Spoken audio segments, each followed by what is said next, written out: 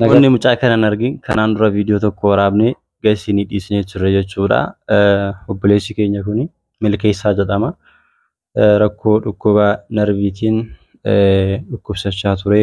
Yeroo ammaa kana immoo mana yaalaati kan inni deddeebi'aa jiru. Kanaaf yeroo lammaffaadhaa fi obboleessi keenya kun maalirra akka jiru gaafachuudha kan gara isaatti dhufe. Kanaan dura viidiyoo sana ilaallee jiraachuu danda'u. Mee haala keessa turtee fi rakkoo jiru mee gabaabsitii mee isaanitti himi? Ani xiqqoo haalli keessa ture baay'ee ulfaataadha.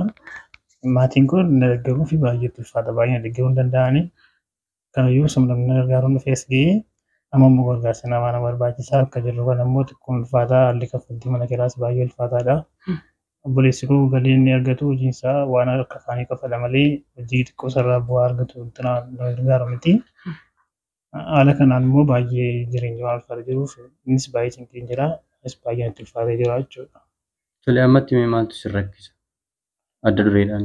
Adda dureen kan rakkisu bakka waan mana keessaa gatii mana kan kiraa kaffaluu waan akkasii baay'ee natti ulfaata amma. Mee namoonni viidiyoo kana ilaalaa jiran maal akkasii gargaaruu barbaadu? Bishaan gargaaruu barbaadanii namni jaallatii nama hin kadhatu namni tu fayyaa qabaatee fayyaa isaa akka fedha isaatiitti beekala. Darbees immoo waan borii isaatiif barbaachisu hojjetee baratee fida. Isas ta'uufis bakka hojii deemaa gochuu hin danda'u barumsas immoo addaan kuteen jira.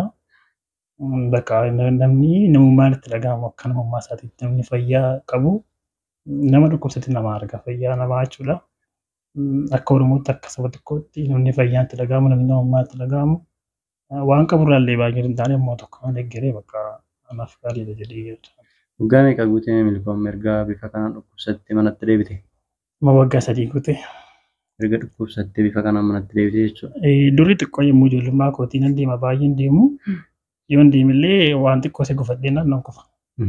Achi suuta jedhee jilba kana qabadhee kaa'an ture. Na irraa jilaan gaafa hojjaan dhiyaachaa dhufu deemuu dadhabaa dhufee ammallee bakka hin ciisullee hojjechuuf dadhabaa jira jechuudha. Teessee ka'uun kaatee immoo taa'uun baay'ee sitti ulfaata. Baay'ee natti ulfaata. Kanaaf gargaarsa namaa si barbaachisa. Gargaarsa namaa barbaachisa. Na lukti kee kun amma si socho'uu hin danda'u akka garaatti.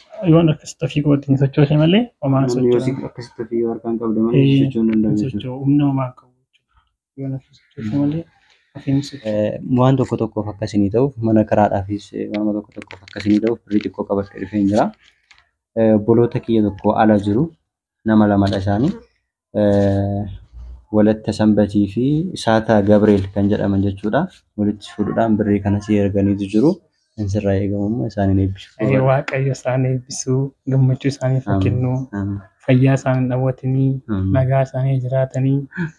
Kan gargaaran immoo harkaa waan biraa eeggatu hin taane waaqa biraa argatu. Eebbi kun immoo isaanii dachaa ta'u. Egaa namoonni dubbisuu barbaadan bilbilaanis akkasumallee gargaaruullee kan barbaadan lakkoofsa bilbila isaa fi lakkoofsa akkaawuntii isaa as iskiriin irraan sinii kaa'aa. Egaatii yeroo biraas deebinee si gaafannaa jajjabeessinaa jabaadhu waaqayyo si haa gargaaru.